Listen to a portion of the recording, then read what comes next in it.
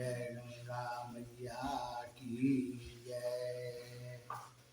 पापापहारी दुरितापहारी तरंगधारी शैला प्रचारी गिरिराज गुह्या विदारी झंकारकारी हरिपाद रजोपहारी गंगा पुनातु सततम शुभकारी वारी गंगवारी मनोपहारी मुरारी चरणाच्युतम त्रिपुरारी शिरश्चारी पापहारी पुनातु माम। दोस्तों, मीन के संक्रांति के अवसर पर गंगा मैया का पहलिया धाम में भव्य आरती आयोजन किया गया है। क्षितिजल पावक गगन समीरा, यह पूरा ब्रह्मांड 5 तत्वों धरती जल अग्नि आकाश और हवा से बना हुआ है। इसमें जल एक प्रमुख तत्व है। त्रेता युग में भगवान विष्णु का वामन अवतार हुआ था। राजा बलि उस समय के महान राजा थे और वे यज्ञ कर रहे थे। उस यज्ञ में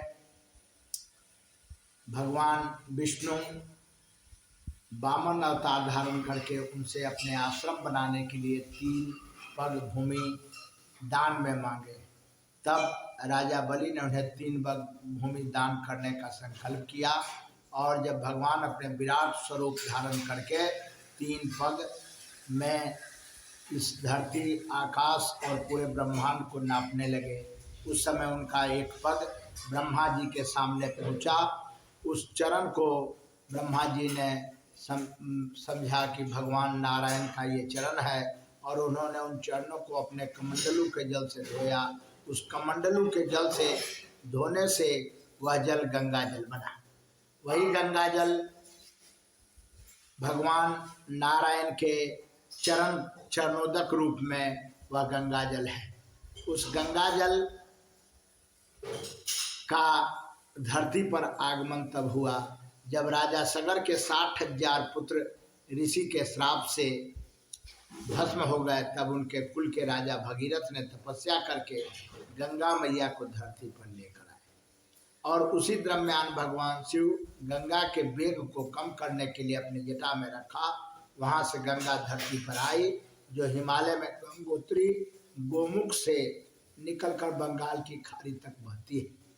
हिमालय में बहुत से अमूल्य जड़ी बूटियों का वास है। उन अमूल्य जड़ी बूटियों के साथ भगवान नारायण का चरणोदक गंगा आती है। यह जल की खूबी है कि यह कभी खराब नहीं होता, इसमें कभी कीड़ा नहीं होता। दोस्तों, गंगा के प्रवाह क्षेत्र में गंगा का इस धरती पर आगमन तारने के लिए हुआ है। माँ गंगा उत्तर से दक्षिण की ओर बहती है। ऐसे कुछ प्रमुख स्थल हैं इस प्रवाह क्षेत्र में, जिसमें एक प्रमुख स्थल पहलिया घाट धाम है जो सारण जिले के सोनपुर में आता है। यहाँ उत्तर बिहार नेपाल से लेकर के सभी जगह के तीर्थयात्री आते हैं और वे तीर्थयात्री आकर के माँ गंगा के पावन जल से अपने कुल के लोगों के संस्कार करते हैं और संस्कार के लिए जल लेकर के जाते हैं। आज के समय में पहलिया घाट धाम में गंगा मैया के तट पर साफ सफाई, आने वाले यात्रियों के सुविधा के लिए पक्का घाट और अन्य सुविधाएं के लिए हम सभी को प्रयासरत होना चाहिए। माँ गंगा की असीम कृपा हम सभी को अवश्य ही प्राप्त हो, ऐसी मेरी कामना है। मैं माँ गंगा के लिए माँ गंगा से प्रार्थना करता हूँ।